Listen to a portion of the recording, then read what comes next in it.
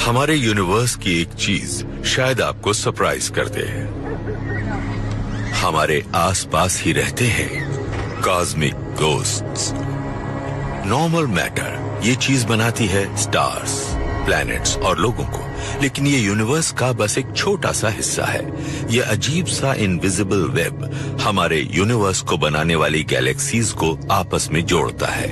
हम इस मिस्टीरियस चीज को देख या फील नहीं कर सकते, लेकिन हम इसकी ग्रेविटी को मेजर करके ये जान सकते हैं कि ये यहाँ जरूर मौजूद है। ये जानकर थोड़ा अजीब लगता है कि जिसे हम जानते हैं, जिसे हम एक्सपीरियंस करते हैं, वो हमारे यूनिवर्स का एक बहुत ही छोटा सा, बहुत ही मामूली सा हिस्सा है जिसके हम भी पार्ट हैं।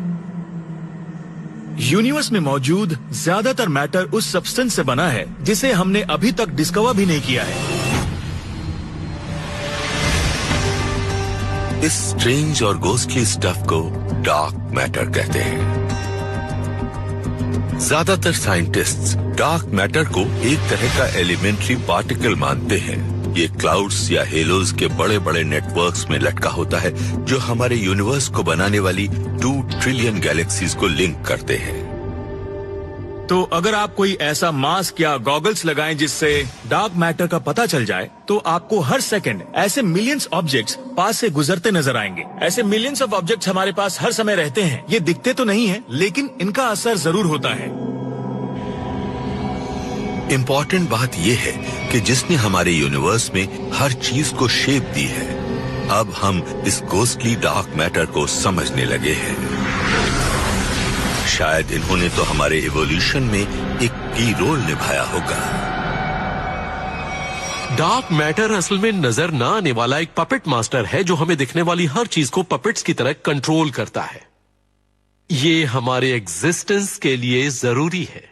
हम मौजूद हैं सिर्फ इसलिए क्योंकि हमारी गैलेक्सी मौजूद है, और वो मौजूद है डार्क मैटर की वजह से। एक तरह से सोचा जाए तो डार्क मैटर वो चीज है जो बहुत मैटर करती है। तो यूनिवर्स आज हमें जिस शक्ल में नजर आता है, डार्क मैटर ने उसे बनाया कैसे? इसका सबसे अच्छा तरीका है हर चीज की शुरुआत की तरफ लौटना, यानी बिग बैंग की तरफ। 14.8 बिलियन ईयर्स पहले की बात है। तब शुरुआत हुई थी बहुत ज्यादा गर्म और बहुत डेंस स्पेक बर्स्ट की। ये स्पेक है इन्फिनिट यूनिवर्स। ये गर्म है और प्योर एनर्जी से भरा हुआ है। एक्सपैंड होते हुए ये ठंडा होता है और इसकी कुछ एनर्जी कंडेंस होकर छोटे सब एटॉमिक पार्टिकल्स बनाती है। लेकिन ये आपको और मुझे बनाने वाले प्रोटॉन्स और इलेक्ट्रॉन्स नहीं है, ये हैं डार्क मैटर के particles.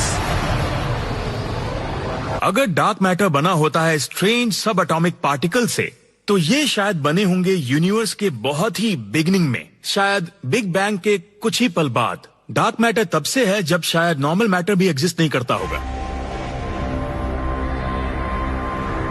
Standard big bang model में नॉर्मल मैटर के पार्टिकल्स हैं जो प्योर एनर्जी की वजह से बनते हैं, लेकिन शायद डार्क मैटर ने मैटर के बनने में एक क्रूशियल रोल निभाया। यूनिवर्स में डार्क मैटर और नॉर्मल मैटर की रेशियो 6:1 है और ये इन दोनों के बीच के कनेक्शन का हिंट देती है। नॉर्मल मैटर के मुकाबले डार्क मैटर लाखों गुना ज्यादा क्यों नहीं है, या फिर इससे उल्टा क्यों नहीं है? ये दोनों नंबर्स इतने क्लोज क्यों हैं? हो सकता है कि इनके करीब होने की वजह डार्क मैटर का ओरिजिन ही हो। बेशक आज डार्क मैटर और नॉर्मल मैटर एक दूसरे के जैसे नहीं है, लेकिन शायद अर्ली यूनिवर्स में ऐसा होता रहा हो, इनका आपस में ज्यादा मेल होता हो और शायद डार्क सेक्टर और नॉर्मल सेक्टर के बीच के इसी कनेक्शन की वजह से वो सब बना हो जो आज हमें चारों तरफ नजर आता है। यूनिवर्स की उम्र अब भी 1 सेकंड से भी कम है। ये बहुत ही डेंस और हॉट है।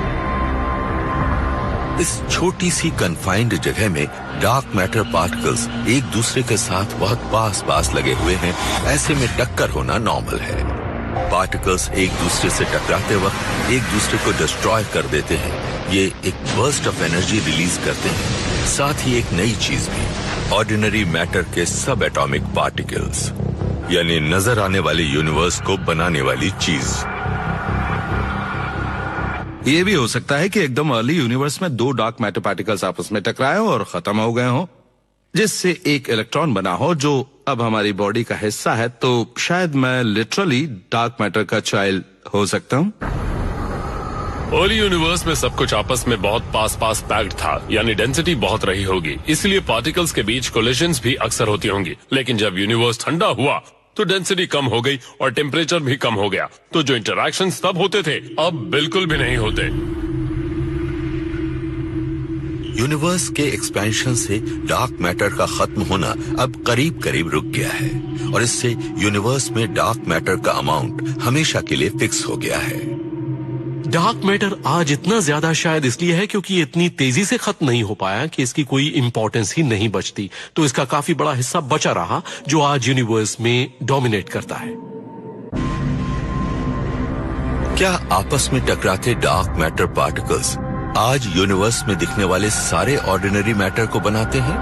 ये इस बात पर डिपेंड करता है कि डार्क मैटर पार्टिकल्स बनते किस चीज से हैं। हमें लगता है कि डार्क मैटर एक लार्ज पार्टिकल है, लेकिन ऑर्डिनरी मैटर से अलग ये लाइट या किसी और चीज के साथ इंटरैक्ट नहीं करता। डार्क मैटर के टॉप कंटेंडर्स में से एक है विम्प, weakly interacting mass of particle. Big bang में बने इस पार्टिकल का आज बस इतना ही हिस्सा बचा है।